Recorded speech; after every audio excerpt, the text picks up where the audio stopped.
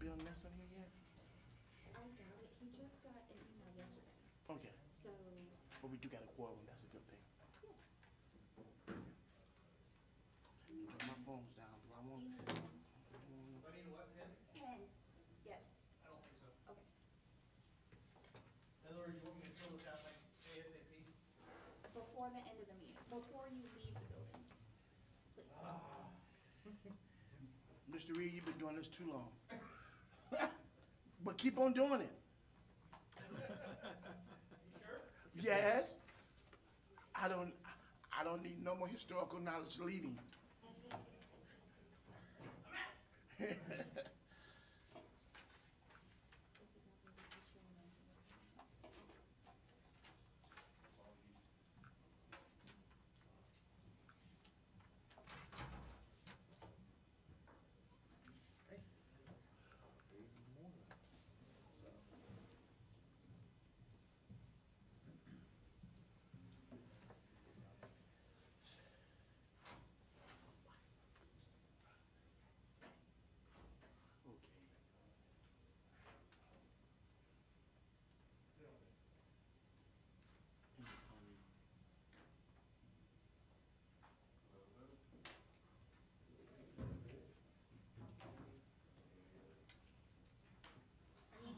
Yeah, here we go. I'm gonna mention on the first one as well. Mention on the second too, about the cost of his and the if you were discussing it, it can be discussed. Both of them on the beach. That was very, direct. Yes, yes, yes, yes, yes, yes, yes, yes, yes, yes, yes. Yes, yes, yes.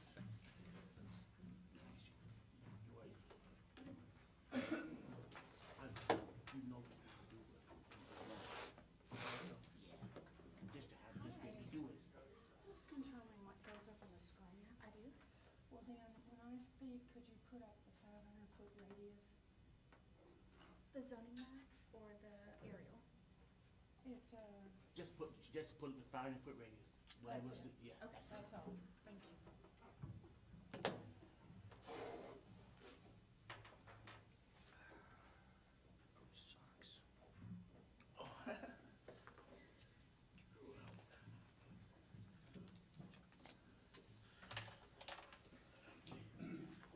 Woosah, woosah, woosah, woosah, woosah, woosah, woosah. Be nice.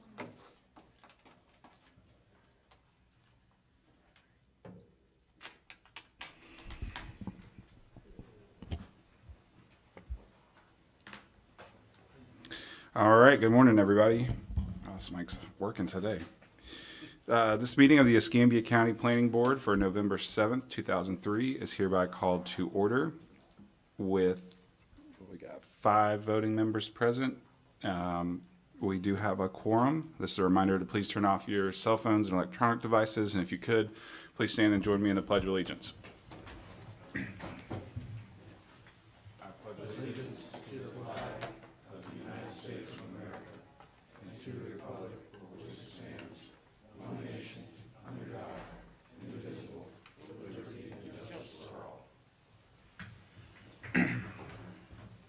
Thank you. Staff, do we have proof of publication? Yes, sir. Did the publication meet all legal requirements? Yes, sir. The chair will entertain a motion to waive reading of the legal advertisement. I've got a motion and a second. All those in favor, please signify by raising your right hand. Motion carries. The rezoning meeting minutes from the previous meeting dated September 12th, 2023 have been provided to the board members. Are there any additions, deletions, or corrections? If not, I'll entertain a motion to accept the rezoning meeting minutes into evidence. Do we have a motion? Got a motion. Do we have a second? Second. All those in favor, please signify by raising your right hand. All those opposed, motion carries. All right.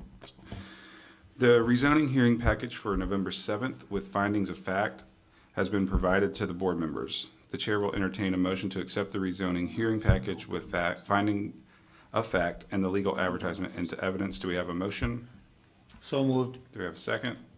Second. All right. All those in favor, please signify by raising your right hand. All those opposed? Great. Will the court reporter please swear in members of the staff? Staff, raise your right hand. Do you solemnly swear or affirm testimony you're about to give in this case will be the truth, the whole truth, and nothing but the truth? I do. I do affirm. All right. The board has previously qualified staff to offer expert testimony in the area of land use and planning. Does anyone have any questions regarding their qualifications and abilities to offer expert testimony? Seeing none. At this hearing, the planning board is acting under its authority to hear and make recommendations to the Board of County Commissioners on rezoning applications. These hearings are quasi-judicial in nature. Quasi-judicial hearings are like evidentiary hearings in a court of law, however, less formal. All testimony will be given under oath, and anyone testifying before the planning board may be subject to cross-examination. All documents and exhibits that the planning board considers will be entered into evidence and made part of the record. Opinion testimony will be limited to experts, and closing arguments will be limited to the evidence in the record. Before making a decision, the planning board will consider the relevant testimony and exhibits entered into evidence and the applicable law. Each individual who wishes to address the planning board must complete a speaker request form to submit to the planning clerk, which are located on the back table. You will not be allowed to speak until we receive a completed form. Please note that only those individuals who are present and give testimony on the record at this hearing before the planning board will be allowed to speak before the Board of County Commissioner meeting. No new evidence can be presented at the BCC meeting, therefore all testimony and evidence must be presented here today. The planning board will provide a recommendation for each rezoning request to the BCC, which will review testimony, documents, and exhibits, consider the closing arguments, and make a final decision. All decisions by the BCC are final. Anyone who wishes to seek judicial review of the decision of the BCC must do so in a court of competent jurisdiction within 30 days of the date the BCC approves or rejects the recommended order of the planning board. All written or oral communications outside of this hearing with the members of the planning board regarding matters under consideration today are considered ex parte communications. Ex parte communications are presumed prejudicial under Florida law and must be disclosed as provided in BCC Resolution Number 96-13. As each case is heard, I will ask that any board member who have been involved in any ex parte communication please identify themselves and describe the communication.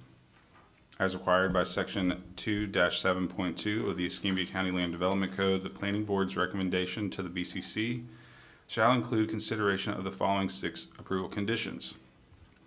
The applicant has the burden of presenting competent substantial evidence to the reviewing board establishing that the requested zoning district would contribute to or result in a logical and orderly development pattern. The appropriate surrounding area within which uses and conditions must be considered may vary with those uses and conditions and is not necessarily the same area required for mailed notification. A logical and orderly pattern shall require demonstration of each of the following conditions. A, consistent with the comprehensive plan. The proposed zoning is consistent with the future land use FLU category as prescribed in LDC Chapter 3 and with all other applicable goals, objectives, and policies of the comprehensive plan.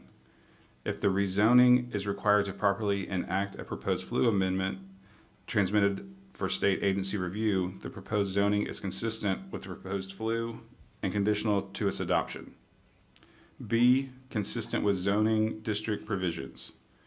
The proposed zoning is consistent with the purpose and intent and with any other zoning establishment provisions prescribed by the proposed district in Chapter 3.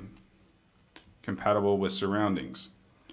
All of the permitted uses of the proposed zoning, not just those anticipated by the rezoning applicant, are compatible as defined in Chapter 6 with the surrounding uses. These uses of any surrounding undeveloped land shall be considered the permitted uses of the applicable district. Compatibility is not considered with potential conditional uses or with any non-conforming or unapproved uses. Also, in establishing the compatibility of a residential use, There is no additional burden to demonstrate the compatibility of specific residents or activities protected by fair housing laws. Appropriate if spot zoning. D, where the proposed zoning would establish or reinforce a condition of spot zoning as defined in Chapter 6, the isolated district would nevertheless be transitional in character between the adjoining districts, or the differences with those districts would be minor or sufficiently limited. The extent of these mitigating characteristics or conditions demonstrates an appropriate site-specific balancing of interest between the isolated district and the adjoining lands. E, appropriate with changed or changing conditions. If the land uses or development conditions within the area surrounding the property of rezoning have changed, the changes are to such a degree and character that it is in the public interest to allow new uses, densities, or intensities in the area through rezoning, and the permitted uses of the proposed district are appropriate and not premature for the area or likely to create or contribute to sprawl. At the beginning of each case, as long as there are no objections from the applicant, we will allow staff to briefly present the location and zoning maps and photos for the property. Next, we will hear from the applicant and any witnesses that they may wish to call. Then we will hear from staff and any witnesses they would like to call. And finally, we will hear from members of the public who have filled out a speaker request form. All right. The first rezoning application for consideration is case Z-2023-24, which requests rezoning from low-density residential district to commercial district. This is at a property size of 1.15 acres, address 6000 West 9 Mile Road.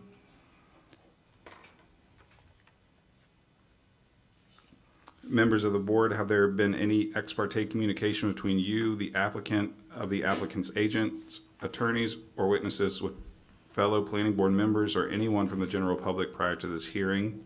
Have you visited the subject property? Please also disclose if you are a relative or business associate of the applicant or the applicant's agent. Mr. Adams, we'll start with you. Yeah, can you raise that map up so I can just take a look? As an elected official, I get a lot of people that talk to me about growth in District 1, so I just want to make sure. Okay, I'll say no to all on that one. No to all. No to all. No to all. No to all. And no to all. Great. Staff, was notice of the hearing sent to all interested parties? Yes, sir. Was notice of the hearing posted on the subject property? Yes, sir. Great. All right, and we do have the applicant here today with us. Okay, would you like the staff to go through the photos and aerials, and then we'll have you come up? Does that sound good? All right, thank you so much. Staff? Yes, sir. Are you ready? My name is Horace Jones, Director for Development Service Department of Escambia County, Florida. You see on the screen, board members, you have the location map for the zoning in question. You have the 500-foot radius zoning map. You have the future land use map. You have the area map. You have the file showing where the signs were posted. You have a view of the property in question. Again, those are the photos showing the property location, looking west along 9 Mile Road, looking south across 9 Mile Road from the subject property. You have the posting of the sign again, looking east along 9 Mile Road from the subject property. You have the subdivision development Keystone, that is north. You have the southwest along 9 Mile Road from the subject property. Along northeast across this, you see where the church is, and that's it. Thank you. All right, thank you. And then now I'll have the applicant come forward. And I'll have you sworn in. I don't know if you have any witnesses or anybody else today, but will you please be sworn in? Raise your right hand. Do you solemnly swear or testify that you give in this case will be the truth, the whole truth, and nothing but the truth? Yes, sir. And then can I just have you please state your full name and address for the record? Good morning, Philip Santora, North Star Engineering Services, 2431 Hartford Highway, Dothan, Alabama. Okay, and then did you receive a copy of the rezoning hearing package with the findings of fact for today? I did, yes, sir. Okay, and then do you understand that you have the burden of providing by substantial competent evidence that the proposed rezoning is consistent with the comprehensive plan, furthers the goals, objectives, and policies of the comprehensive plan, and is not in conflict with any portion of the county's land development code? Yes, sir. All right, please proceed. Thank you for the opportunity to come before you this morning. I do appreciate the process in which this has happened. We are asking for this property to be zoned commercial so that we can build a office complex for doctors or dentists and that kind of thing. The zoning, we can build 8,400 square feet on this piece of property and meet all the requirements. The zoning that we're asking for is commercial because we can build that many square feet on it. If we go back to the LDMU, we can only build a maximum of 6,000 square feet on the piece of property. So everything that we will build on this piece of property will be dentist, doctor's office, that kind of thing. And so the adjacent property is commercial, which also then abuts the same residential that ours abuts, and has the abutting the actual houses, we have a 30-foot buffer that the subdivision put in when it was developed, which is something rare, but it's great. So the type of business or the type of development that we're putting in will not be adversely affect the residential subdivision there. Definitely any more than what the two storage buildings beside it will. I go back and I look when I was trying to determine how to go about rezoning this and what to rezone, and I pulled up the criteria and I pulled up the adjacent zones and started looking through those. And in some of the verbiage, ours, it says that we are not compatible with the it says, would certainly alter the character of the existing well-established neighborhood and close proximity. This is from the staff report.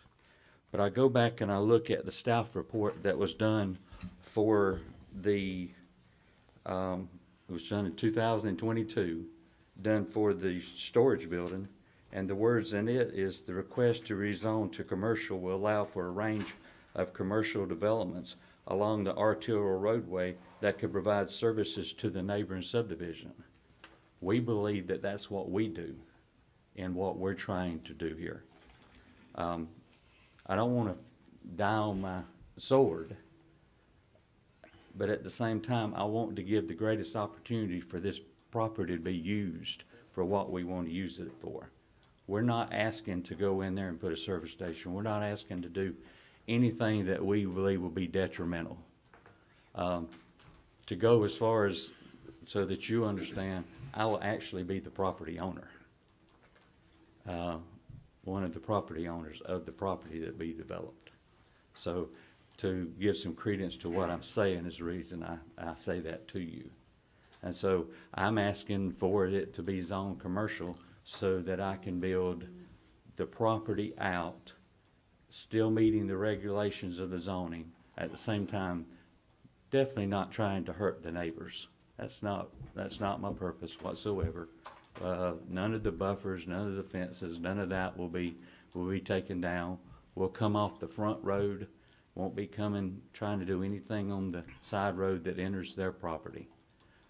Just strictly trying to develop this piece of property. And as you gentlemen are aware, property is not cheap up and down that area.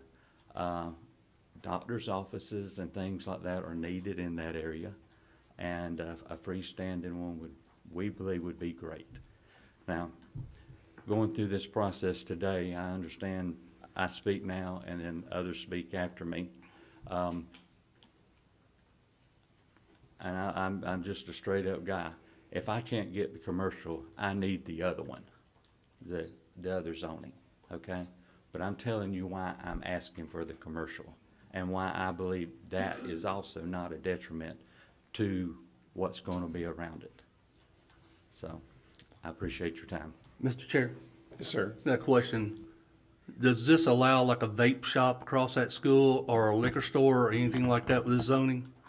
When it's time, I will address those back to Mr. Adams. Okay, But I that's presume- where I would have the concern, Yes, straight sir. across from that And school. he should have a concern, yes, Yeah, sir. okay, And I certainly understand that. right. But and I understand that zoning can't be tied to development type of deal. I wish it could be in a way so that I could prove to you what I was doing, and I can even show you a layout of how we're wanting to do it. But you've got the same situation right there beside me with the existing commercial. And there's been 4 properties in the last 2 years in the 6,000 block zone commercial. Yeah, I'm not worried about warehouses though. I'm worried about vape shops and liquor stores. Yes, Okay. sir. Right. I As a absolutely. school board member, I am. No, Okay. sir, I absolutely Okay. understand, and I agree with you. But there won't be any, if I own the property, there won't be any of that. Yeah. I understand. Okay. Thank you. And my guess would be they would have to get, if something were to ever go on there like that, there would have to be a Board of Adjustment meeting to have that approved, but I guess Horace again will let us in on that a little bit. Does anyone else have questions for the applicants? Okay, well, Teresa, we'll get to you here in a second, but my guess is that it would be, Findings, please, okay? Let me present my findings. okay. Anybody else from the board have questions for the applicant at this time? Okay, we'll get you back up here in a second. We'll have the staff go, and then if you've got anything you would like to say back to them. Thank okay? you. All right. Staff, can we get you to go through your Sure will. presentation, please? Thank you, Chairperson and board members. Again, good morning to each of you, and good morning to the audience as well, and those who are listening as well. As you see from the presentation, I'm going to go through my findings. If I speak rapidly, please tell me to slow down, because I do have that tendency at times. But we're going for the property in question, we're going from low-density residential to commercial. Criterion A, consistent with the comprehensive plan. We find that it is with the understanding that the proposed amendment will be consistent with the comprehensive plan FLU 1.5 by using existing utilities and infrastructure, and also with the future land use category, it will allow for residential as well. And I'll come back to that shortly. So for the criterion A, we did find that it is consistent. Criterion B, consistent with the Land Development Code. And I'm going to read the staff findings. The proposed amendment to rezone to commercial, 25 dwelling units per acre, is not consistent with the intent and purpose of the Land Development Code. The applicant is requesting said zoning designation for a parcel total of 1.15 plus or minus acres. The current zoning for the parcel is low-density residential, 4 dwelling units per acre, with the low-density requirement of 4 dwelling units per acre for the existing zoning category designation. The intent of the purpose of low-density residential is to allow for detached single-family dwellings only. The predominant allowable land uses within the low-density residential zoning are single-family detached dwellings on separate recorded lots, either within existing recorded subdivisions or communities, or on lots with recorded meets and bounds descriptions, typically adjacent to or contiguous to existing subdivisions or communities. Now, the intent and purpose of the low-density residential is to preserve the character of the existing and established community. And as you see, Keystone is right there. That is an established, well-defined community within the low-density suburban areas as governed by the Escambia County Land Development Code. The subject property is adjacent to commercial zone parcels with limited and sporadic commercial zone parcels along 9 Mile Road. Again, I want to focus on this area only, that targeted area for the specific area in question. Nevertheless, the low-density residential is the primary and predominant existing zoning designation that surrounds the parcel in question. If you can, Rachel, could you please pull up the existing zoning map? Equally important, the requested zoning change from low-density residential to commercial is a significant and substantial increase. As you can see from the map, you see you got sporadic. He made reference of the church. Yes, the church is there. That is a neighborhood type of use that's been there, even before we did the zoning change. The school is in front.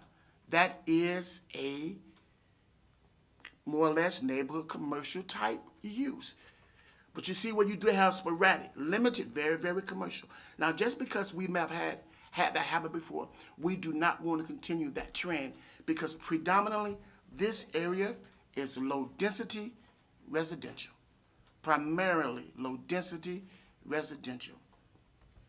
As stated in 3-2.10 of the LDC, the commercial district establishes appropriate areas and land use designations for general commercial activities, especially for commodities and services.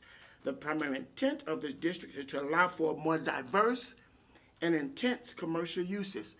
Again, if you pull up the uses, commercial does allow for a variety of impactful commercial uses. Even with the size of this property, you still can have, back to your question, Mr. Adam, you still can have those uses there. Yes, the scope may be minor, but those uses still can go there. And we have to look at the uses, all of the potential uses as well.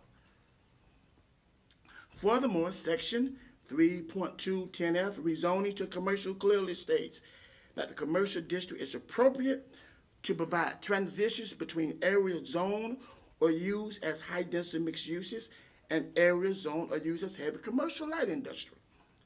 Even though staff does recognize the fact that high-density mixed uses and commercial type uses are sporadic near the parcel in question, staff cannot fully support and assert that the surrounding area is in a transition from low-density residential to commercial area. Likewise, section 3-265F of the LDC provides regulatory provisions for low-density mixed use as a more appropriate, now this is the black and white language of the Land Development Code, as a more appropriate transitional zoning category, between land zone or use for low-density residential, LDR, and medium-density residential. This is the specific language coming out of the Land Development Code, what provides appropriate zoning categories for certain existing categories. Again, we cannot look at, again, just because one thing happened, different facts or findings. But again, on this specific case, it's germane. This is specifically says that. You gotta look at the black and white language of the Land Development Code. So, accordingly to the plain language of the said LDC, as reference is written, this section of the LDC clearly states that low-density mixed use is the transitional category to request when existing zoning designation is LDR, low-density residential. Furthermore, criteria B says that it must be consistent with provisions prescribed in Chapter 3. This provision is in Chapter 3, is in the zoning category for LDR. Based upon the reference citation for zoning to low-density mixed use, when the parcel is LDR and the other staff finding as documented, staff concludes that criteria B has not been met, compatible with the surrounding uses. I'm going to read this very, very quickly and succinctly. In examining criterion C, staff has determined that the proposed amendment request would not meet because of all the permitted uses of the proposed zoning category, commercial, are not compatible. As a matter of fact, they're incompatible as defined in the Escambia County Comprehensive Plan. Permitted uses ranging from high-density residential development to general intense commercial activities and development would create incompatibility within the surrounding low-density residential area. Again, low-density residential only allows detached single-family homes per that section as referenced in the facts or findings. Now, as indicated on the tax zoning map, the subject parcel is adjacent to a parcel with a commercial zoning. However, the predominant designation surrounding the subject parcel is low-density residential, which allows for a detached single-family home only. Equally important, the subject parcel is a corner lot with a meets and bound descriptions that is adjacent and contiguous to an existing well-established subdivision known as Keystone. Now, if you look at the map, let's be clear. This parcel, basically, someone would think is in Keystone. The other parcel that's adjacent to it is not in Keystone. But one would think this parcel is, and it's basically, if you look at it, you would say it's in Keystone. But it is a separate meets and bound parcel. It is not of the subdivision plat, but it does look like it is from when you're driving by it. I want to be clear with that, but it's not in Keystone subdivision. There's a 30-foot buffer owned by the Keystone. However, a home associated between the subject parcel and division, again, as shown on the attached map, the lot in question and the neighboring parcels have the same designation as low-density residential. Henceforth, allowing for commercial zoning on the lot in question with such intense uses on the parcel in question would certainly alter the character of that existing well-established neighborhood in close proximity, as well as conflict with one of the stated purpose of Section 3-1.14 of the LDC, which says that the job of the LDC is to preserve the character and quality of residential neighborhoods. To conclude, the various use and intents of those areas that are permitted within the commercial zoning and their potential for negatively impacting the adjacent properties, owners, and the surrounding areas of low-density residential, staff has determined that criterion C is not met as well. Criterion C, facts. It was determined by the definition of a proposed commercial zoning would not establish or reinforce a condition of spot zoning because there is a commercial on the adjacent property. So it would not establish spot zoning criteria. Criterion E, findings. The land uses or development conditions adjacent to or near the subject area surrounding the properties, they are changing. But this area basically is primarily will remain the same, and I will discuss that later. Are subject to a degree and character that it could be in the public interest to allow new uses or intensity on that particular road segment. There have been improvements to 9 Mile Road itself, a new middle school, multi-family development, storage facilities, and other uses. This property is located on an arterial roadway with commercial businesses as well as a residential subdivision adjacent to the subject property. Within the area of the subject property, there have been other rezonings, as he mentioned. But again, each one got to stand on its own merits and its own facts that have been approved since 2021. The potential uses allowed by the requested zoning district could be more desirable than others, yet the type and range of uses could create incompatibility within the immediate and the targeted area. And I also want to say this property, this parcel, is also what we're calling, it's a Beulah Master Plan that is in progress. It's been approved by the board and it's in progress. So all of those parcels within that master plan, the planning firm whom you hire, they're looking at the best type of uses for those parcels in question. So I want to say that as well. They may come back and say, we recommend that these uses have a special overlay or low density mixed uses, but we do not know the outcome yet, but it is in the study area. where the Beulah Master Plan has been approved and adopted by the BCC, and it is going forward at this time. Thank you, staff, for your patience. All right, so I want to circle back to what Mr. Adams brought up.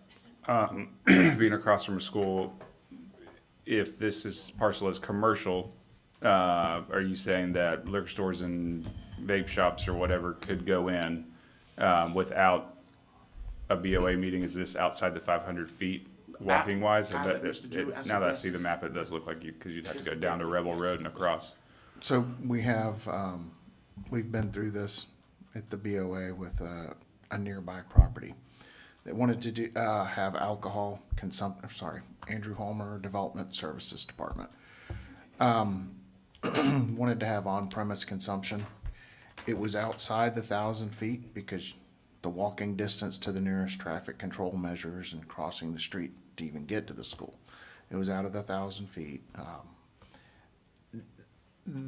It had to come to the Board of Adjustment because there were 2 places of worship right there by it.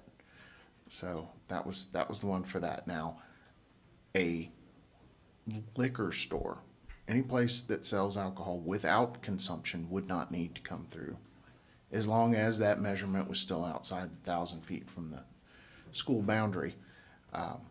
Vape shops, we don't have any sort of regulation like that. It's strictly dealing with alcohol consumption on premises or liquor sales. Right. And I do, and the gentleman had reference, and even within the findings, that either he could recommend low-density mixed use. Again, the staff does search that low-density mixed use. It is the transitional category. It also says, unfortunately, we do not have conditional zonings. We do not. So we have to look at the worst-case scenario, which we need to, because somebody said they respectfully to him, and I believe he's an honest man. I really do. But I've seen this in the case, and you haven't. Just because someone say that's not going to happen, economics changes, situations changes, property do sell, and when it sells, those potential use can come with it, and those are the things that rezoners have to always look. Yes, the lot is constrained, but I've been doing this a long time. There are some things that you could still can go there. But with the process, he stated his size. We did discuss this with the applicant, Ms. Allison Kane, who's not here today.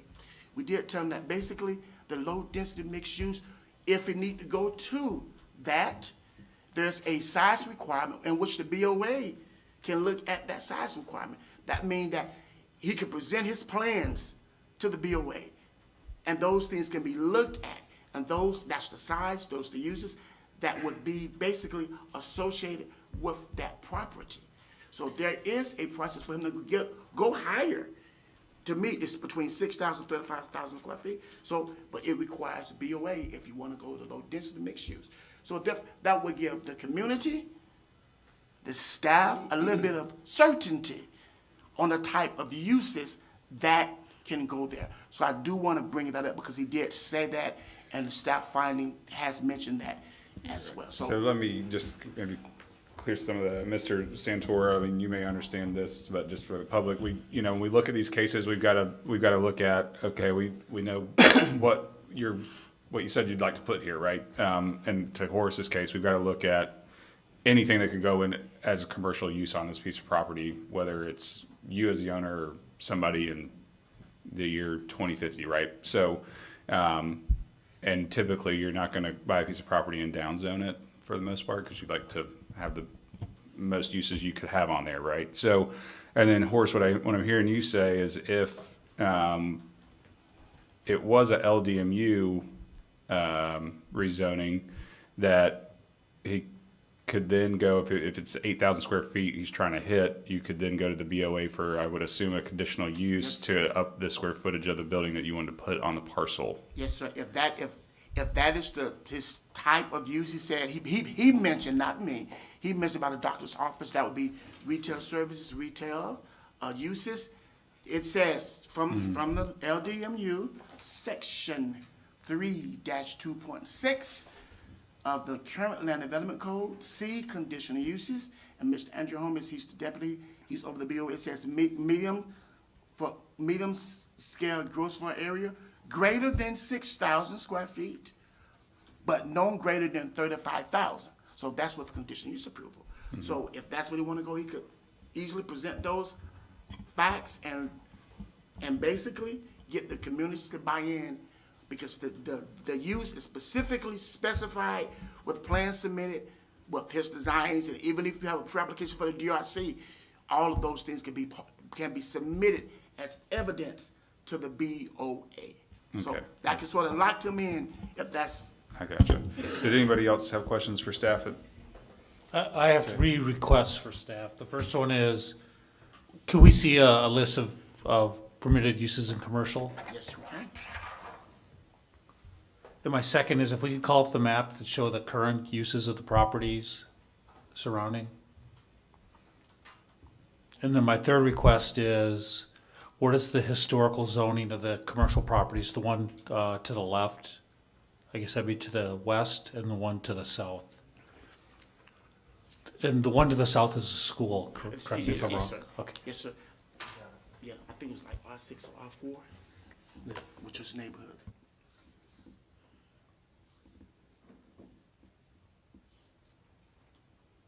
That's a good question, because I did look at that, and we'll tell you what it was. Is there any DRCs for this currently, for this property? I'm not aware of any. I think we tried to, we did advise him to do that. But again, we can only make suggestions. So just zoning's okay, alright. All right. Previous zoning on this site was rural residential.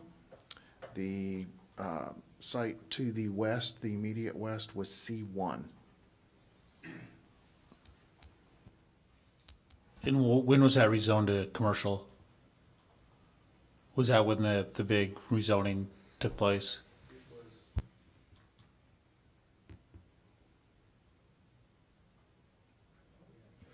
It was case number, I was gonna say, I thought we had one.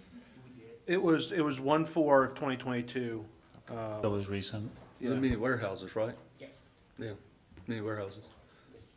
And typically neighborhood type warehouses, that's, because even if you look at the Keystone, that was like R6, R4, neighborhood type uses. Yes, thank you. And The commercial beside the school is mini warehouse Yes, sir. storage Yes, sir. and a veterinarian, office. So it was more or less neighborhood type uses that could go. But we now, I don't talk about uses in this, Right. in this meeting here. There's never a question, never a discussion that is allowed that we talk about uses. Yet, one over from him was approved and uses were never brought up. Again, I can only, every case got to stay on the zone merits. Again, yes, staff, we are looking at these things even more carefully, and we are. We all improve upon on what we do to make it better as well, to make it better. So again, every case must stand on its own merits. We do not look at uses. But again, I look at this more critically because you're looking at this property with this adjacent subdivision that's right there. It's right, and you have to look more careful when we look at these neighborhood type uses, because again, even the BCC is looking at those things more carefully, and staff and the community is looking at these things more carefully. So, Sorry. go ahead, Drew. Mr. Chair? So, Yes, Mr. Adams? Well, I believe the gentleman's being honest about what his Yes. intent, but when you get these strip malls, Yes, sir. okay, that's gonna run north and south on that property, okay, he may not be there in 5 years. What can come in directly in front of that school, right beside the church, right beside that residential area, that's my concern. Now, I'm on the political side, I'm a non-voting member on this board, but, I would hope that we do not approve this, to be right there for this particular use myself. And if not, then I can go to the county commissioners as any other citizen in Escambia County. So, anyway, So is it getting back to the permitted uses and what Mr. Adams alluded to? We have to look at it as if any of this stuff can go in there. It's whatever's permitted, and that's our charter. I mean, By the way of previous rezoning, that's the one right against it's got me split on this one, so. I can give you a little more info on that. So the case Z 2022-02, the property immediately adjacent to the west that was zoned C1 in the previous zoning, it converted to commercial. So there was already commercial there. That rezoning case rezoned the western half of that parcel to commercial, to make it all commercial on that parcel. But the chunk immediately adjacent to this was commercial all along. It just converted when the zoning changed. So in other words, it was part of Escambia County's haphazard zoning that went into place. Can you pull the arrow Prior. up, please? Sure. I'm kind of remembering that now. So, Uh-huh. Yes, sir. so you see you can see the concrete there for the foundation. That entire parcel, the rezoning made it all commercial. The portion that is closest to the subject property where you can see the foundation there, that was already commercial.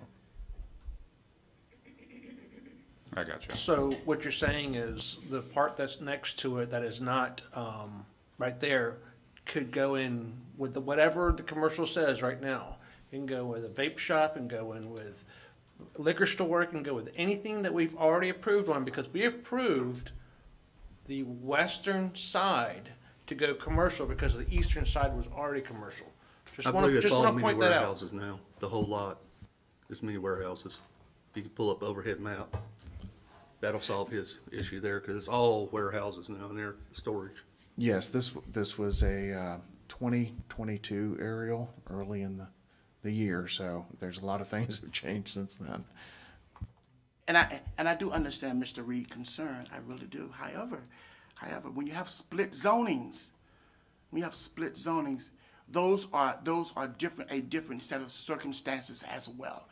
So those are even when we had, and Mr. Ingwell alluded to that, when we had to go through this.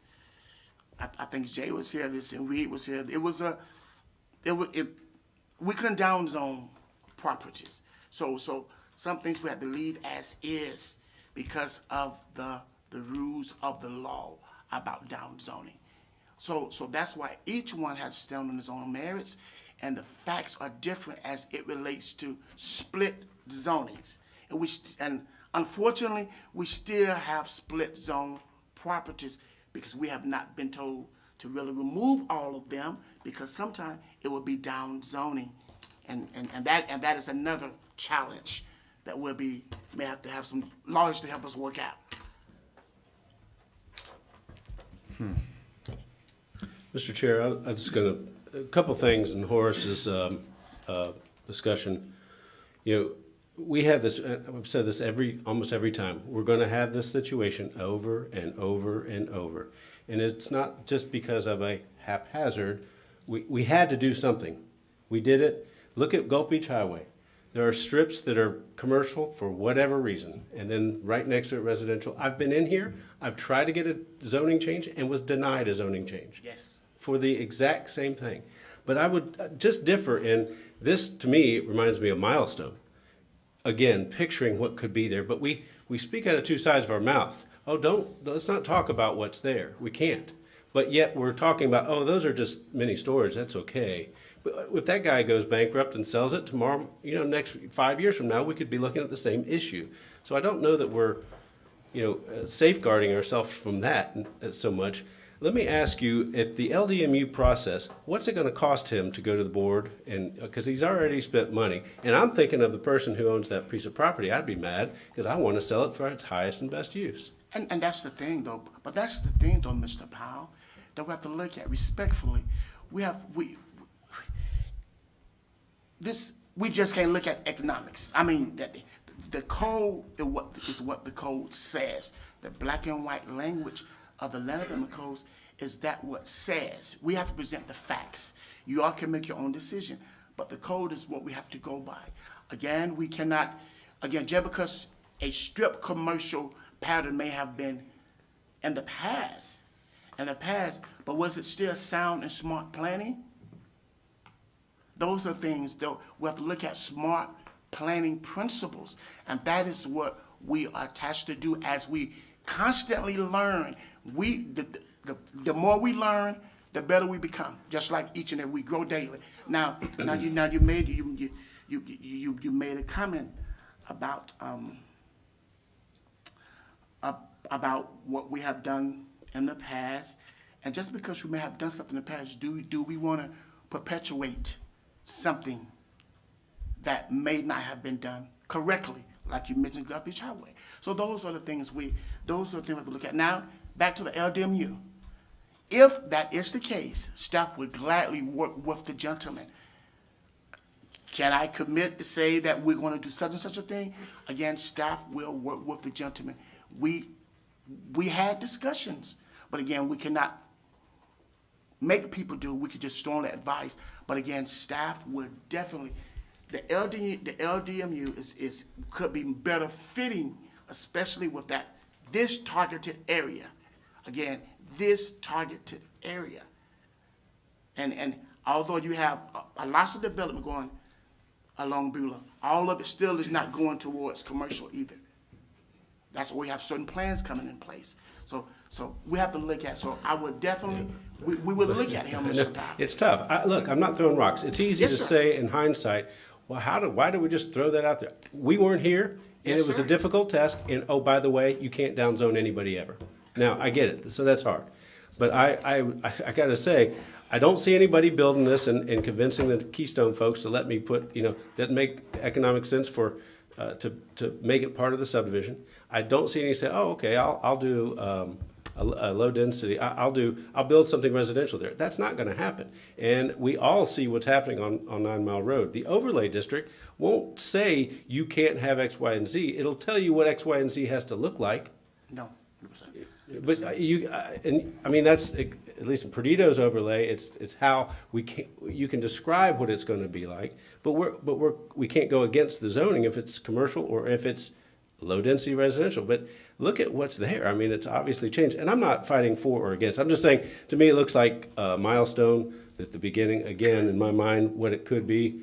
I'm more interested, quite frankly, we're trying to put the bottle that, close the bottle. The genie's already out, but we're trying to close it back up individually by section.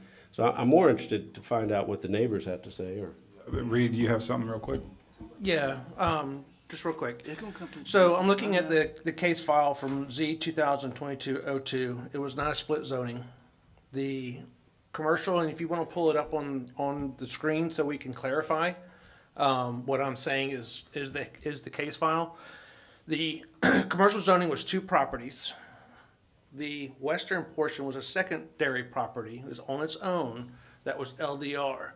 It looks like the person that was purchasing, Mr. Jarvie, was purchasing the other side and wanting to combine all the properties into one, a commercial.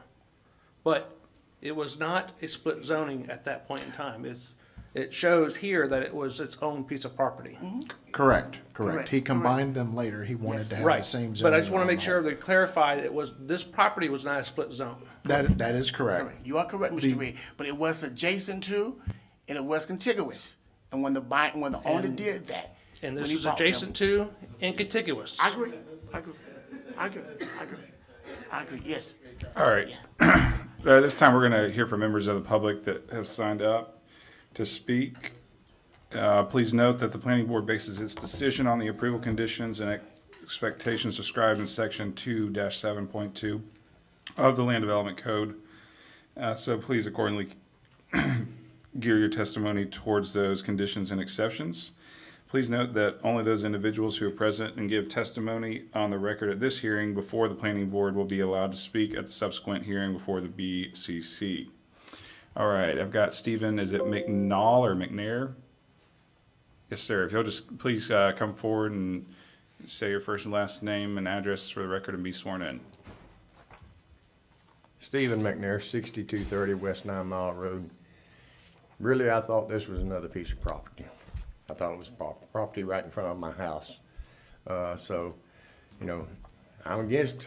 I think we need to get you sworn Huh? in. Do we need to have you, we need to have you sworn in for the testimony. Sorry about that, Mr. McNair. solemnly swear or affirm the testimony you're about to give in this case will be the truth, the whole truth, and nothing but the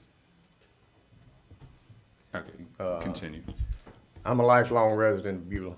I was born and raised out there. And, you know, I'm against all the changes that's coming out there, but I know changes come. So really, I don't have a fight in this one. Because like I said, I thought it was the piece and property right in front of my house that's already come before y'all one time and it's been turned down. And I thought that was what was coming back up.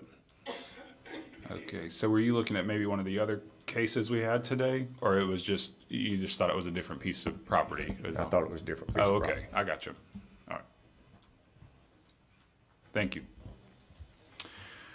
Next, we've got Joanna Freeman. I believe she left a little while ago. Okay, she did state on her form she was against. And then, Ms. Blackwell, you are next. I believe she was the HOA president, Okay, so against. Okay, so we have up and the if map. Ms. Blackwell, sorry, oh, my that, bad. okay. First, last name, and we'll get you sworn in. Teresa Blackwell. I do. Hello. Do it. Oh, I'm sorry. You solemnly Okay, swear or affirm the change my testimony- time. Stop my time. Do you swear or affirm the testimony you're about to give in this case will be the truth, the whole truth, and nothing but the truth? I do. Thank you. Okay, so first off, I want to say I commend the planning department for raising the level of their planning advice, because professional advice is what you need, not advice that anticipates what the BCC wants to do. So I am just thrilled with this analysis today. I don't know who did it, but I want to know. So after all Horace said here, Mr. Jones said, you know, there's not a lot I really need to say. This applicant is just reaching too high. He's reaching all the way from LDR to commercial. He's skipping over low density mixed use, medium density mixed use, high density mixed use. We'll just go for broke. We'll go for commercial. So you can have a dentist's office, as he said, up to 6,000 square feet, then go to conditional use. So this would be, you know, deals fall through all the time. So we, as Mr. Jones said, you have to look at what would this allow. And it will allow a whole lot that Keystone subdivision is not likely to like if it goes to a different owner. Those things include medical marijuana dispensing facilities, sales of alcohol beverages, automotive fuels, that would mean a gas station. The multifamily dwellings, it says here, the limit is dropped once you go to commercial, which was there in LDMU, so that, and they can build them up to 150 feet high, whereas in LDMU, it would have been 45 feet high. So you're going from 4 dwelling units per acre to up to 25 per acre on a little, you know, a little over an acre lot. It's just ridiculous. Of course, the buyers want, you know, the most intense use they can get. Can't blame them on that, but I am very happy to see that staff is recognizing that LDMU is more appropriate. We need to protect the character of Beulah. You know, we lost a lot of it when Commissioner Berry put in that 4 dwelling units per acre increase in density. So, you know, I am thrilled with the way this was all worded. It was very educational for me after being at this for like 7 years, you know, reading this analysis. So certainly I am against this. Do LDMU. That's you know, that's what our land development code. So this is criterion B. and criterion C. Criterion B, it goes against the Land Development Code. Criterion C, it is incompatible with this well-established Keystone neighborhood. And I don't think well-established neighborhoods are the only places that should be protected. Also, large lot residential. They're important too and deserve good transitions. Thank you. Thank you, Ms. Blackwell. All right. So at this time, I don't know if the applicant, if you have anything else that you'd like to add after kind of hearing the discussion we've been having. Mr. Chair, can I yes, ask, sir. I don't know that I got it, I don't know if I asked it correctly. If applicant were to come before you with LDMU, again, my question, I know what it costs for him to be here today. That was $1,500 or so, plus his time and all that good stuff. To go to LDMU and to go to the Board of Adjustment, what's his cost? And I'm just curious, you know, I know you can't guarantee that he's going to get an additional 24 or 2,000 square feet, but give me an idea of that process, please. Ms. Rachel will tell you the cost. Staff will certainly work with him like we always do. I understand what you may want me to say, but again, staff is cognizant of the fact of the fees that's already paid. Staff will definitely work with him. But Rachel, please give the cost. It's the same. A conditional use application is $1,530. And staff will work with the gentleman. Could I piggyback off that question? Horace, based on the approval conditions for LDMU, do you anticipate any hangups? Without us knowing all of the facts at this time, he has some plans. All of those we have a prep. We can look at all those things, but let me put it this way: it appears that it is a good option based upon what he said today. Will there be any hiccups? Of course, we do not know until we look at all of the things. But the code does say that LDMU is a transitional category, and that is a direct provision of the Land Development Code. So that definitely can weigh in full support if those other things are in place as well. Could we see the permitted uses in the LDMU? I don't know if I'm overstepping, but You can. It's part of the facts. Yes.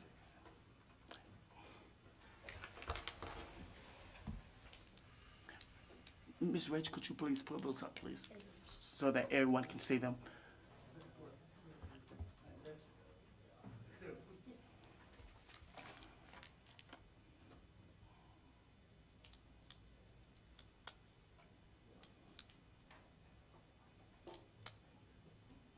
And again, with the conditional use approval process, it is a more or less controlled process, because the use will have to be specified, the facts of findings will have to be met. So it is more or less of a control process, as far as from the staff and the applicant concerned. and again, looking at number 2, there are retail sales. I'm not going to put words in Mr. Adams' mouth, but again, I'm sorry, where was I reading? Oh, yeah, the sales of beer and services, wine, yeah. that sort of thing might. Yeah. But again, it's more or less controlled, and it's at a scale. And if you want to go over, you have to have conditional use approval process, which the neighbors will. They'll be able to know the type of use. So it's more or less geared to, since we don't have conditional zonings is more or less geared to more site-specific and the desired use. So even with LDMU, you can still have retail sales of medical marijuana, dispensing sales of beer, wine, vape shops, still with LDMU, but not an outdoor storage facility like it's next door. Okay, just want to make that clear. All right. I'm gathering, Mr. Chair, that the control factor is that he wants 8,000 square feet and he only gets 6, so you gotta come and, please give me the extra 2,000 square feet. And that's when it gets down to the granular of what it is you're actually putting there, which is not our purview. So, and I have to step back to this because, some of the stuff is, the fear tactics of, oh, we're gonna put a 150-foot apartment dwelling with, 600 units going on 1 acre. It's not logical. And it's not logical to say, I mean, some other things that aren't really fair to the applicant. I get what you're saying. It's a quandary. It's a changing area. I totally understand. It's tough. Perdito's the same area. 9 Mile, Beulah, and Perdito have been like going along twin parallel tracks the whole way, but it is interesting. So I think that's the control. I could be wrong. I'm not saying it's a bad thing. I'm just saying that when you get to that, you know what he's got to have to make this work theoretically. It's easy for us to say, oh, just build a 6,000 square feet one. I mean, that we like that better. It may not make any sense. It may not be economically viable for the guy who's spending a huge chunk of money on this. But This, again, So- Mr. Powell, let me clarify this again. Yes, LDMU allows for that standard. If he wants to go higher than that, that is still allowed as conditional use approval process for the Board of Adjustments. And again, with this as a transitional, staff is definitely open towards that. Yes, there's some things that he has to meet, but we can always, like we do with anyone else, Okay. like we do with anyone else. We Mr. know how to work Santora, with people. If I can get you up here. All right, so after listening to that, I just want to give you the opportunity to kind of make some comments on what you've heard or Yes, sir. add anything to your presentation from earlier. Let me start off by telling you thank you for caring. I can tell that y'all do care about the process and how this goes, and I appreciate that. What bothers me is that I'm not sure how one staff report in 2022, everything was okay, and the staff report today, everything's not. I don't see how that changed. That bothers me from a professional standpoint of coming in before you, trying to lay all my cards out there and be honest with you. When I look up at the zoning map, if you would pull that back up, please, you will notice that this commercial zoning that's there now touches 4 lots. 2-story touching 4 lots. This is gonna be a 1-story building and it touches 1 lot. How can this be more negative than that? I don't understand. Okay? But I hear what Mr. Jones said, and all due respect to Mr. Jones, he has a position to do, and so do we all. But it doesn't make sense to me. And the reason I did push the commercial is so I don't have to go through the process again. It's a process. It's time, it's money, okay? We're in the process of trying to buy this. We're supposed to close in December. My real estate agent's back there is having a fit. Okay? That's where we're at. And so, and sir, I understand. Yeah. I'm not, I got that concern. I understand. You actually concern me more with your talking. So, Why is it my concern is what can go in there if you let that property go, whether it be a tattoo parlor, vape shop. Unfortunately, we got people that prey on kids for $1. Absolutely. Whether it's whatever they got. So And that's my what's concern. better across These guys will vote, and then what I would do is get with the county commissioners if they vote to approve it, because you got a church, you got a well-established neighborhood, and you got a school right in front of it. So that's my concern. So what's wrong with the dentist office? It's gonna be one dentist office right there? It's gonna be dentist, You're gonna have a strip mall in there, or you're gonna have just like one The first part will be a dentist office, and then we're gonna, it's my I son, hear what you're it's saying. my son is who's the dentist is, Okay. okay? And we're gonna build a dentist office, 3,600 square foot first, and we hope to then, double that size of that and have other dentists. I don't wanna say everything, but I want you to understand, I'm not that man. Okay. And I understand that you never met me. No, I never met you. And so- I'm elected to serve the citizens of Camden County. Absolutely. That's what I'm concerned. And I understand, sir. And I'm a non-voting member of this board. But if you have power that you can go, but if you can have power that you go to the commission and go against me, then what good is this for me? Even if I get the vote today and you can get it overturned. What, okay, but at the same time, you said earlier that that other half of that commercial lot is built on. It's not. That other half of that lot is open right now. I could go, I know what's fixing to go there. What's going there? A Waffle House. Mm-mm. Okay? See, it's See, I'm not that guy. That's why planning board members, you don't wanna, because see, there's a lot of things that may not be as accurately as it should be said. That's why I try to stay with the facts. This board don't look at all of those things. We have other processes, so there are some things that are not, that may not be fully correct at this time. So, Chairman, Yes, sir. And that's on the front of it. That's on the front part of that lot. The back part's still other stuff. And, I don't want you and I obviously to be in an adversarial position. No, if it's just gonna be one dentist office, that makes me feel a whole lot better. It's, Okay, because I've got 131 developments in the pipeline coming in just in Beulah. I understand. 31 residential units coming in neighborhoods, I understand. apartments. So it makes a difference if this one is right in front of the school.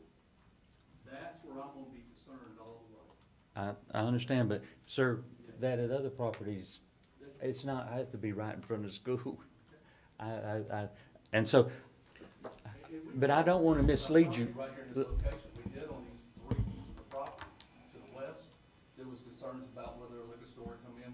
We've had this, and it's gonna had to be some legislative action on it, I can see now, because we would like to have a crosswalk right in front of the school, or have problems to stay.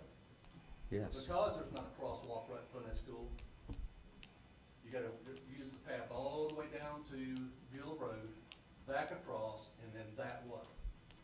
So my concern is whether a liquor store or something like that can go in later, which could be followed at that time. Yeah, well, you will never see me standing up here. So I'm just letting you know, I do have that concern. Absolutely. So if it's a vape shop, liquor store, then that's something that we're gonna deal with down the road. You won't have to worry about that if I own the property. If you own it. Absolutely. And, but let me tell you this, when they may be,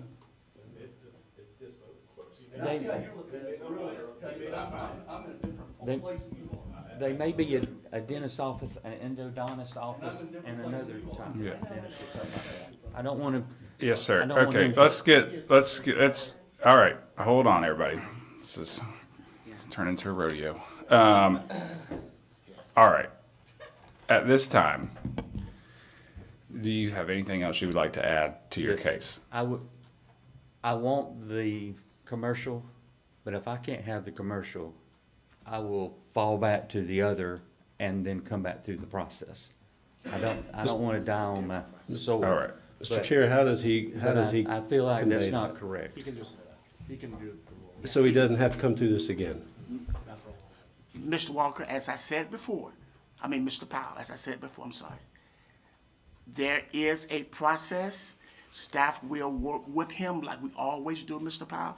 And I know you want me to I can't. No, I'm not talking about that horse. I'm talking about today, in this, right now, he's asking for commercial. And my interpretation is, we have to vote up or down on that. What he's asking, if he switches this to LDMU, how do we do this now, I can tell today, you right now. as opposed to making him go through another $1,500 process? Mr. Walker, Mr. Powell, you can down zone, because LDM is lower than commercial, so we have done that a couple of months ago.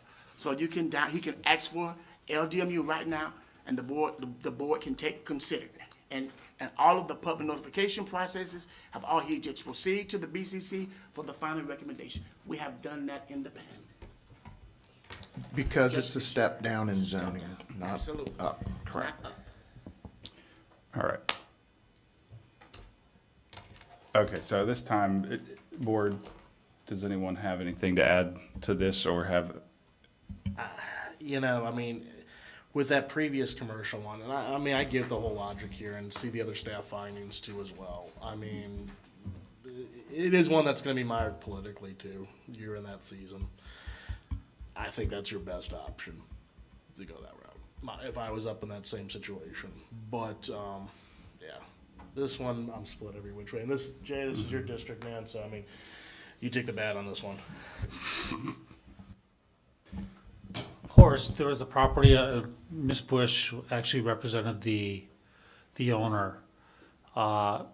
They asked for HDMU, I believe originally, and then they asked for a continuance and they dropped it down. And I think that saved the applicant from having to reapply.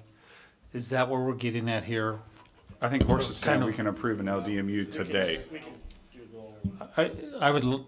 I think legal would have to weigh in on if we can do that, because I believe legal weighed in on that other case, because we don't have the analysis for LEMU. It can be done. I agree with Horace that since it's a down zone, it could be done today if you so choose. So LDMU is a down zone from LDR? From commercial. It's the application. No, I understand that, but it's currently LDR. Yes, LDM is an upzoning, that's what it, but it's a down zoning from commercial. I from the understand original that, request, yes. but do we have the proper analysis for? Yes, those two, yes. So what are staff findings for each of the criteria for LDMU? Just so everyone's clear, the current zoning of LDR is the lowest. The analysis was done, all your discussions up to this point have been done for commercial. If the request is to go less intense than commercial, you've already reviewed it for something more intense. That's why, you know, the advertisements went out as commercial. They're not seeking to go above what was requested, they're asking for below. And then as far as the findings for the lower one, I'm gonna turn that. Yes, yes. The question is, does it meet criteria B, C, and E if he's asking for LDMU? All right, so in the backup, it looks like they did address LDMU. And at the end of the staff findings, Yes. staff said the LDC provides regulatory provisions for LDMU as a more appropriate transitional zoning category between land zones or use for low-density residential and medium-density residential. Yes. So that one seems to be covered. With compatibility, yes, because you do have that church there. Churches are allowed and low-density mixed use. Schools are allowed and low-density mixed use. So those uses are much more they are more compatible. So those two are met for the criterion A, the future land use map amendment. Yes, yes, sir. That stays the same. That can be met. The changing pattern, yes. There is a changing pattern going from, and those are neighborhood type uses, which neighborhood want to have those lower intense mix of commercial uses that's much more compatible. So yes, so staff is in full support of all the criteria A through E being met. Yes, sir. For the record, yes, sir. I hereby request that, please. All right. Specific request what? What is the request? He needs to say what he wants. I request that the property be rezoned to LDMU. In your acceptance of staff's findings of LDMU, the description that Mr. Jones just gave? Yes, sir. Okay. I move to accept as requested and as approved by staff. All right, we've got a motion to accept staff's findings of facts for bringing this rezoning down to LDMU. The applicant is in agreement. Do we have a second? Second. All right, any discussion? All right, all those in favor, please signify by raising your right hand. All those opposed? Thank you very much. Passes. Thank you, gentlemen. All right.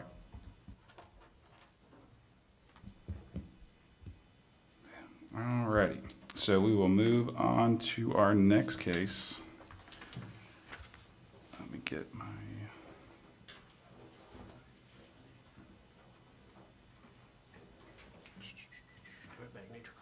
Okay. All over the place here. All right, we'll move on to our second case, Z-2023-25. The applicant is Buddy Page for Gladys Butler Painter Property Holdings LLC. Address is 5205 West 9 Mile Road. The property size is 3.07 plus or minus acres. This is a request from low density residential to commercial. Members of the board, have there been any ex parte communication between you and the applicant, of the applicant's agents, attorneys, or witnesses with fellow planning board members or anyone from the general public prior to this hearing? Have you visited the subject property? Please also disclose if you are a relative or business associate of the applicant or the applicant's agent.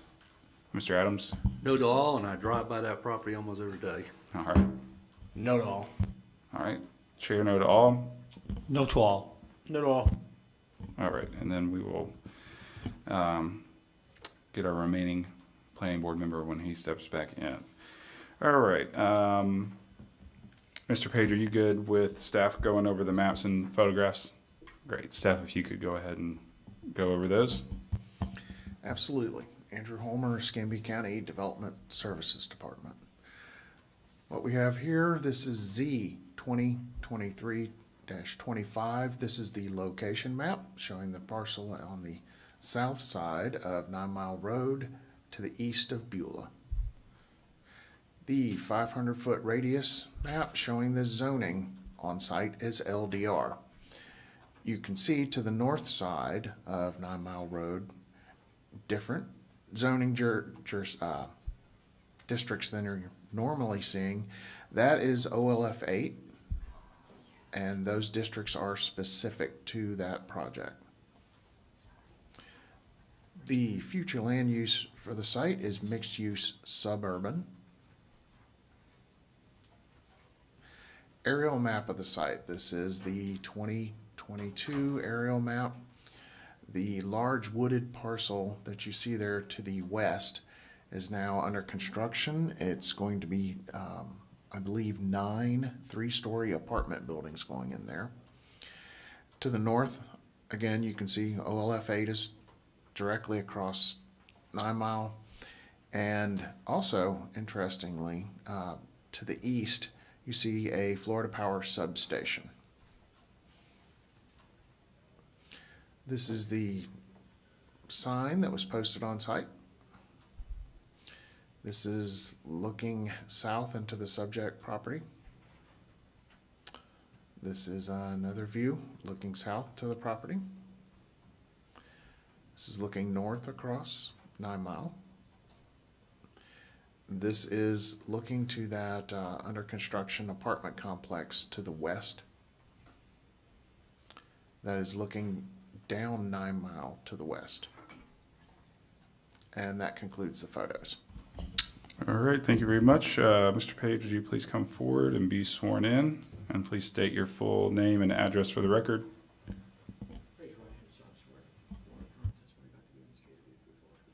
I do. Thank you, Mr. Chairman. Yes, and now just real quick, did you receive a copy of the rezoning hearing package with findings of fact? I did. And do you understand that you have the burden of providing by substantial competent evidence that the proposed rezoning is consistent with the comprehensive plan, furthers the goals, objectives, and policies of the comprehensive plan, it is not in conflict with any portion of the county's land development code? Do. All right, and then one more thing. No to all. No ex parte communication. Thank you very much. All right, Mr. Page, you're good to go. Thank you, Mr. Chairman, Board. I guess perhaps first thing I should ask, given the staff findings, do we have any speakers signed up for this? We do have one. One. Yes. We'll go through it then, Mr. Chairman. Criteria A, First of all, let me say that the location map that you have there shows this parcel being due east of what was already mentioned, and that is a considerably large apartment project.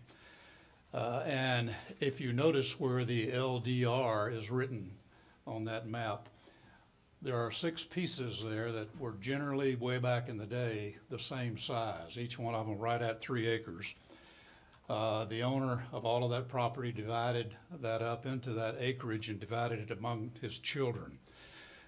His children today, I'll be bringing a rezoning case. Hopefully we were going to have it here today, but we had some question about the survey for the problem, or for the property rather. That's been resolved. So all 5 of what's left up there, out of the original 6, will be coming to the board perhaps at the next meeting or the meeting thereafter.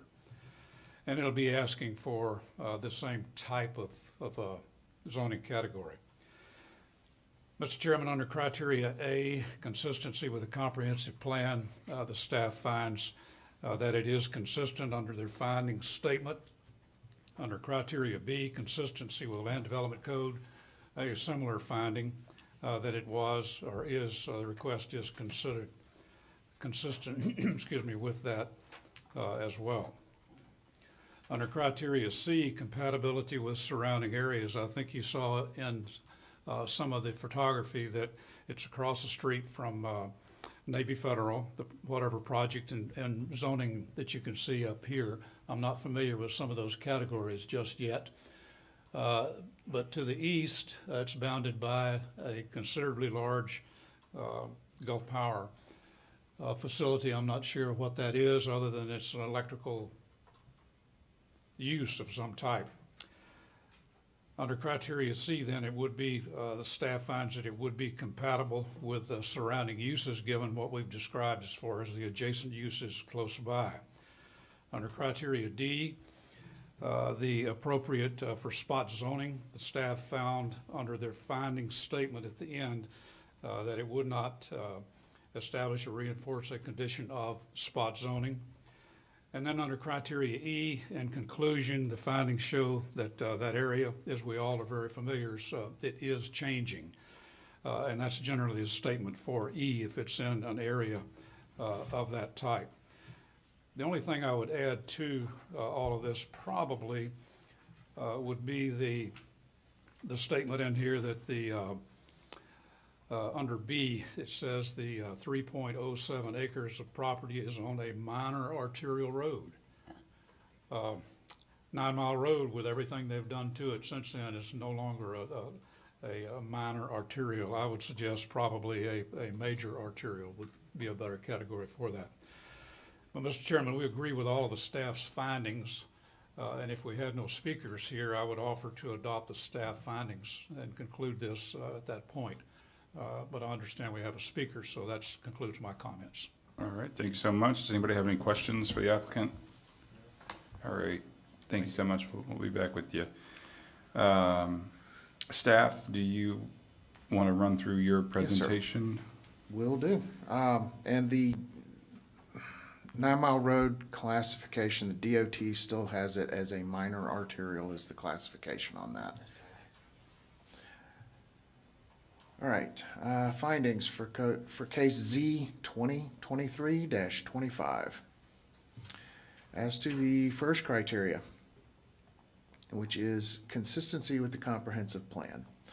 The proposed amendment to COM is consistent with the FLU category mixed-use suburban as stated in the comp plan. If approved, the rezoning will allow for a mix of retail sales and services as well as residential development. The proposed amendment will be consistent with the comprehensive plan by using the existing utilities and infrastructure. Second criteria, consistency with the land development code. The 3.07 plus or minus acre property is on a minor arterial and is in an area where already established non-residential uses exist. The request to rezone to COM would satisfy the locational criteria for proximity to an arterial intersection, As the subject property is, in addition, the subject property is next to a multifamily development under construction. A new school is half-mile to the west and storage facilities. At the time the subject property is submitted for development review, it must meet all the requirements of the Land Development Code. However, if the request is approved, the density will increase from 4 dwelling units an acre to 25 dwelling units an acre, which is the same density as the residential development currently under construction on the adjacent parcel. Third criteria, compatibility with surrounding uses. The proposed amendment would be compatible with the surrounding existing commercial uses in the area, providing a mix of retail sales and services as well as residential uses in this growing area. The zonings within the 500-foot radius are heavy commercial, light industrial, low-density residential, and commercial, including an approved OLF8 master plan across 9 Mile Road, with intended multifamily developments, general and heavy commercial, light industrial type uses. All right. Criterion D, spot zoning.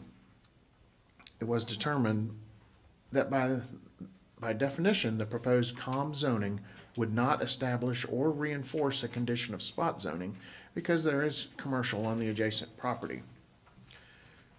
Criterion E, change conditions. The land uses or development conditions adjacent to or near the subject area surrounding the properties are changing. This property is located on an arterial roadway segment, with development in the area being a mix of commercial and residential development within a mile of the subject property. There have been 3 other rezonings within a mile of the subject property since 2021.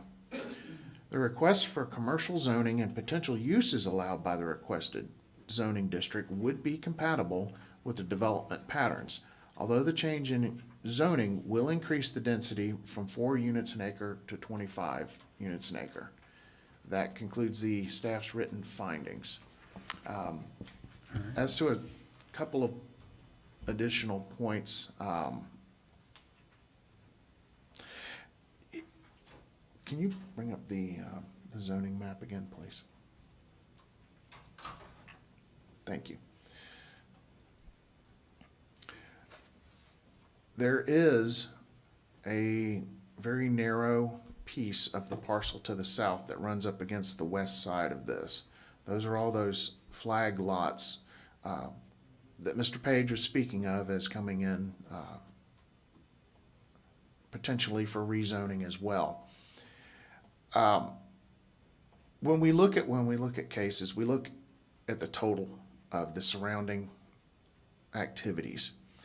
While this would extend commercial eastward towards the existing residential subdivisions, the presence of the substation is a hard stop to that sort of development. Electrical substations are not located willy-nilly, they have to be in certain areas.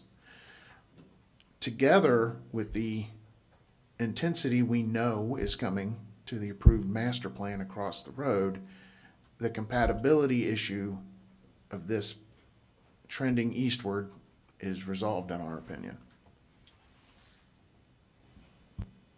Thank you. Does anyone have any questions of staff? All right. So this time we will have members of the public speak. We do have one speaker, Ms. Blackwell. If you'll please come forward, state your name and address for the record and be sworn in.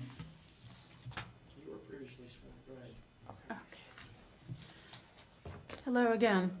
Okay, so it changes with the addition of all those different parcels. If I'm understanding correctly, it's a total of 6 parcels there. Mr. Page nods yes.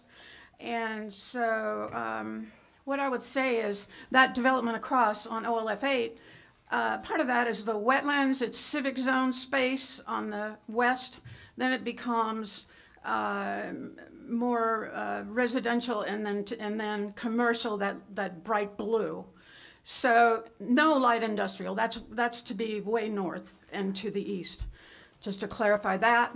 And So I want to say that low-density residential, one of the purposes of that, as established in the previous rezoning case, one of the stated purpose, section 3-1.1, item 4, there, of the LDC says, one of the purposes is to preserve the character and quality of residential neighborhoods. So those 6 parcels are up against a large residential parcel, which I have not looked at, but I imagine there's a house on it. I really don't know. It could be woods. But they transition from that LDR, which has Bell Ridge subdivision coming around the back and the bottom of it. And so commercial is, when you're going to upzoning to commercial is not a transition that the Land Development Code recommends to commercial. What it says is rezoning to commercial clearly states that the commercial district is appropriate to provide transitions between areas zoned for use or used as high-density mixed use and areas zoned or used as heavy commercial, light industrial. In this case, it would be a transition between commercial and low-density residential, which does not what the LDC says, goes against it. So low-density mixed use, once again, is a more appropriate transitional zoning category for lands between lands zone low LDR and medium density residential, MDR. That's when you would normally use LDMU. So in this case, this does not provide a logical transition as the Land Development Code has prescribed. So I would oppose this. Earlier we talked about Keystone, how that deserved to be protected from uses that commercial could bring. So in this case, you've got a large lot residential with the same problem. No telling what they could have next door. And the other thing is that commercial over there, how did that get approved? All residential. Commercial zoning is supposed to be subservient to a commercial development, not just all residential. So if someone could explain that to me, I'd appreciate it. And change is good. Planning, when they up their standards, that's good. Thank you. Thank you. And then can we just get the aerial view again? I think that large piece there of LDR that was mentioned is that electrical.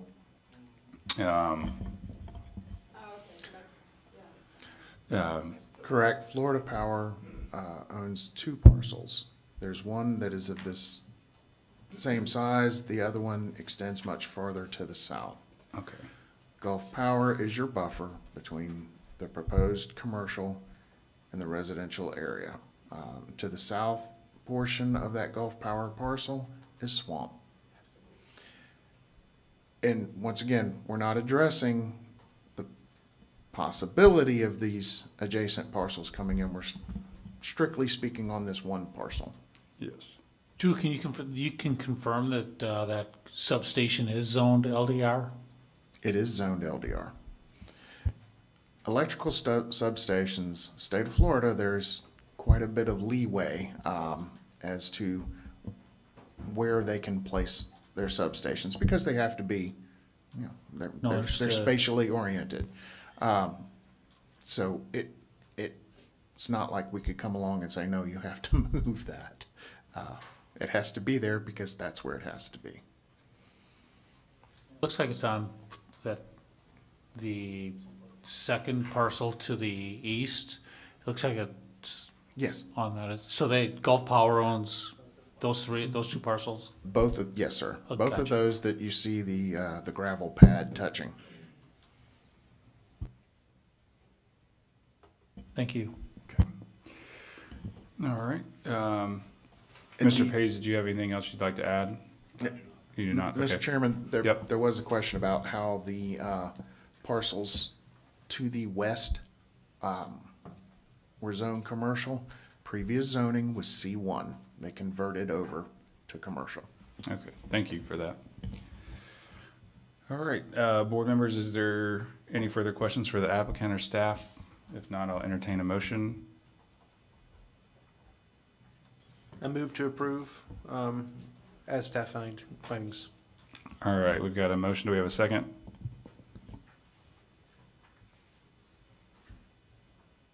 Second. All right, is there any discussion on the motion? Okay, all those in favor, please signify by raising your right hand. All those opposed? Okay, motion carries.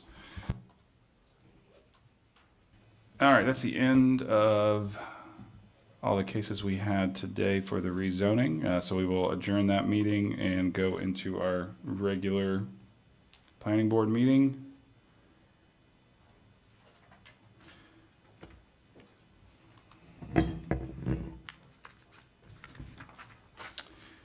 All right, the meeting of the Escambia County Planning Board for November 7th, 2023 is hereby called to order. With 5 voting members present, we do have a quorum. Was there proof of publication? Yes, sir. Did the publication meet all legal requirements? Yes, sir. The chair will entertain a motion to waive the reading of the legal advertisement. Do we have a motion? So moved. Do we have a second? Second. All those in favor, please signify by raising your right hand. Motion carries. The planning board meeting minutes for October 3rd, 2023 have previously been provided to the board. The chair will entertain a motion to accept the planning board meeting minutes into evidence. Do we have a motion? So moved. We've got a motion. Do we have a second? Second. All those in favor, please signify by raising your right hand. All those opposed? All right, motion carries. The planning board hearing package for November 7th, 2023 has previously been provided to the board members. The chair will entertain a motion to accept the planning board hearing package and the legal advertisement into evidence. Do we have a motion? So moved. We got a motion. Do we have a second? Second. All those in favor, please signify by raising your right hand. All those opposed? Alrighty. We do have a, oh wait, I'm on the wrong agenda. All right, we've got a, sorry guys. A public hearing concerning the review of an ordinance amending the future land use map SSA-2023-10. All right, at this time, staff, will you please go over your analysis and then we'll have the applicant come up. Is that good with you, Ms. Bush? Okay.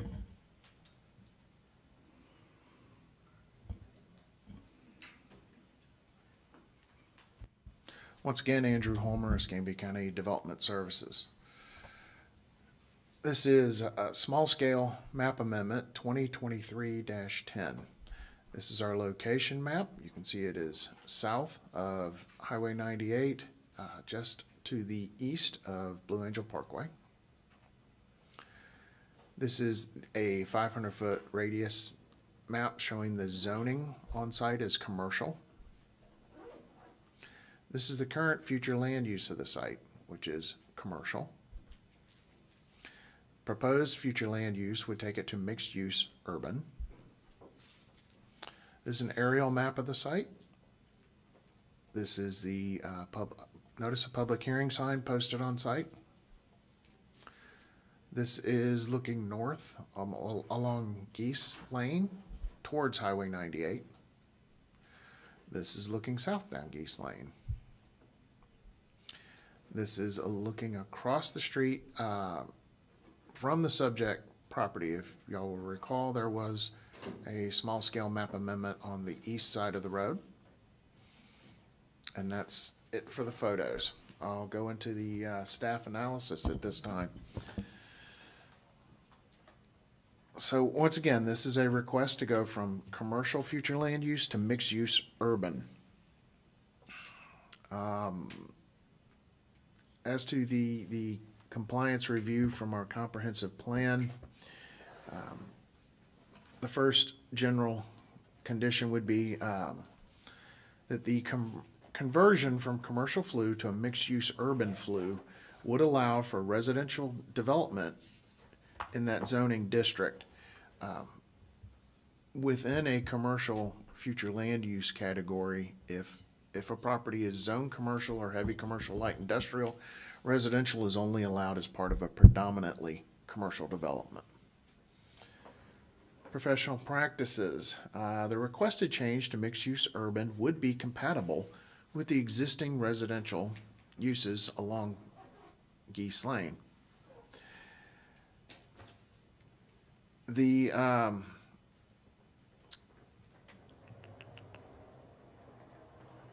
sorry, not my findings, I'm filling in. So for a future land use map, the amendment conditions is provided by Florida statute. The proposed amendment complies with all three conditions established by Florida statute for the adoption of any small-scale comprehensive plan amendment. The subject parcel, totaling 2.14 acres, is a use of 50 acres or fewer. The proposed amendment does not involve a text change to the comprehensive plan, but only proposes a land use change to the future land use map for a site-specific small-scale development activity.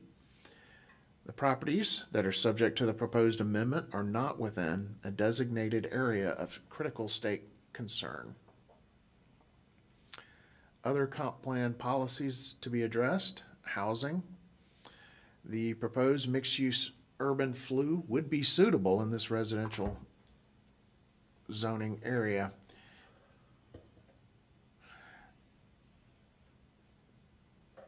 If approved, the FLU change would be consistent with the zoning, and it would allow for residential development consistent with the neighborhood. As to future land use, the future land use categories adjacent to and surrounding the subject parcels are mixed-use urban and commercial. The change to mixed-use urban would not change the area's characteristics by allowing residential uses and activities in the neighborhood. Infrastructure. The property is currently vacant and is utilizing the existing infrastructure. Let's see. As to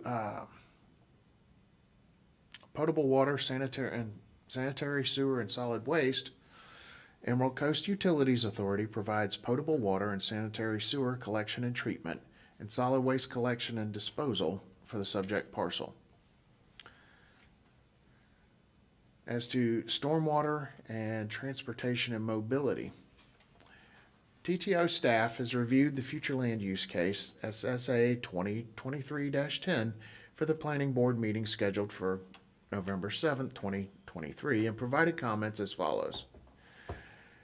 Geese Lane is a narrow paved road with a bare edge of asphalt and grass shoulders. An intense use with heavy truck loading could have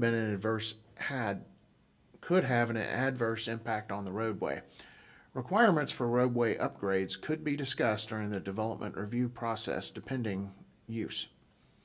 Please note that TTO's review is solely based on the the future land use application submittal packet, so the comments above hold no bearing on any TTO comments made during development review. Protected resources, wellheads. The subject parcel is outside of any existing wellhead protection area based on Escambia County GIS. Historically significant sites. The applicant provided a letter from the State of Florida Division of Historical Resources indicating no presence or the absence of historically significant sites on these parcels. As these parcels are already I see. As parcels in that area already developed as single-family residential and vacant commercial. Prior to any future development order, a historical analysis must be completed. Wetlands and habitat and urban forest. There are no indications from the available National Wetland Inventory map that wetlands are on the subject parcel. Any protected trees located on site will be analyzed for compliance with all applicable environmental regulations before the issuance of development plan approval. The requested change of the future land use from C to mixed-use urban is compatible with the existing land use or zoning patterns in the area. And that completes the staff findings. All right, thank you. Does anybody have any questions for staff? Drew, I need to be educated. On page 14 about, it talks about Geese Lane as a narrow paved road with bare edge of asphalt and grass shoulders. And then it goes on, requirements for roadway upgrades could be discussed during the development review process, depending use. And that's under the concurrency management system header, and it states, Escambia County will adopt a concurrency management system to ensure the facilities and services needed to support development are available concurrent with the impacts of such development. How do we comply with that? Currently, we do not have currently we do not have concurrency. That was removed a few years back. What we do have is a review when development comes in to ensure that the necessary utilities will be provided to the development. Does that include infrastructure, roads, runoff, and? Correct. The whole- Everything that is required for a development must be provided and reviewed at that time when a site plan is submitted. Without a plan for a specific site, we don't know how much is going to be required and how much is going to be up to the developer, how much is currently in there, et cetera. It's going to depend on each specific site. You said we currently don't have concurrency, so that wording is incorrect? So that is a goal of the comprehensive plan. And it says Escambia County will adopt a concurrency management system. We do not currently have that. Do we have a timeline for that adoption? I do not.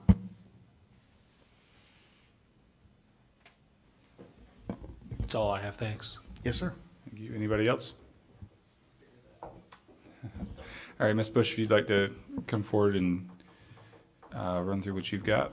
Sure. Meredith Bush, 125 East Intendencia. I'm an attorney with Clark Partington here on behalf of the applicant. So we are seeking a FLU category of mixed-use urban, which would allow for multifamily development and which is less intensive than the current FLU category that exists. The requested FLU change will remove the commercial FLU-based restriction on the property that allows residential development only when secondary to commercial development. FLU change will allow a maximum residential density of 25 units per acre without the requirement that the development be primarily commercial. Just to address traffic in our submittal, we do outline that the existing FLU category is a more intensive use, and a traffic analysis or trip generation analysis is included, which shows that leaving the commercial has a greater impact on traffic than the mixed-use urban would have. We agree with staff's findings related to the sanitary sewer, potable water, wetland drainage. It's not in a flood zone. Preservation of water features and functional open space would be addressed during development review process. And we did submit the information from the Division of Historical Resources regarding no historical or cultural resources on the subject property. There's quite a lengthy submission going through, I think, 40 some odd comprehensive plan, actually more than that. So 55 comprehensive plan categories outlining how we are compatible and consistent with the comprehensive plan. I'm happy to take any questions, and the applicant developer is also present if you have questions. All right, thank you. Are there any questions for the applicant? All right, if there's none, then I would entertain a motion. Regarding small-scale amendment 2023 TAC 10, I recommend approval. All right, we got a motion to approve. Do we have a second? Second. All right, any discussion? All those in favor, please vote. All those opposed, motion carries. All right, thank you very much.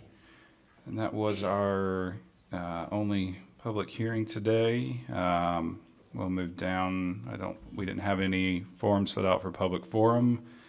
Mr. Director, do you have anything to add today? Not at this time. All right. Anything from the county attorney? All right, anything on future meeting schedules? If you look at your 6-month outlook, cases are already being scheduled for December, January, and February. I will email you when my agendas are posted, but just letting you know that they will be moving forward. January is going to be on a Thursday, so I'll send a reminder out about that because the BCC actually took that Tuesday. Do we have any for December for them? Yes. One might be getting dropped, just putting it out there, but yeah. So, Oh, man, that's I do have a- December the 5th.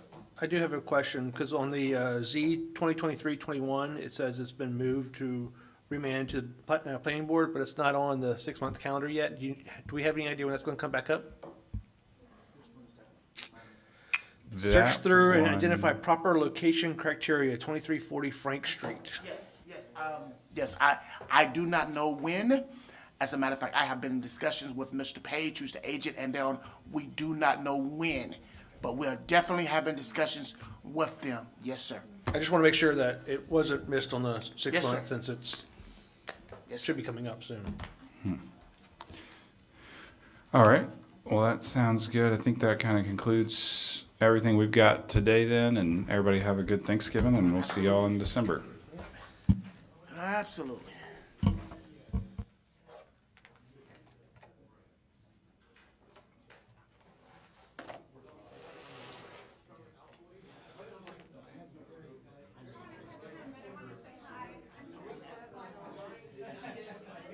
I was trying to make it sound logical, but that's word salad, man. Terrible. We're not changing that.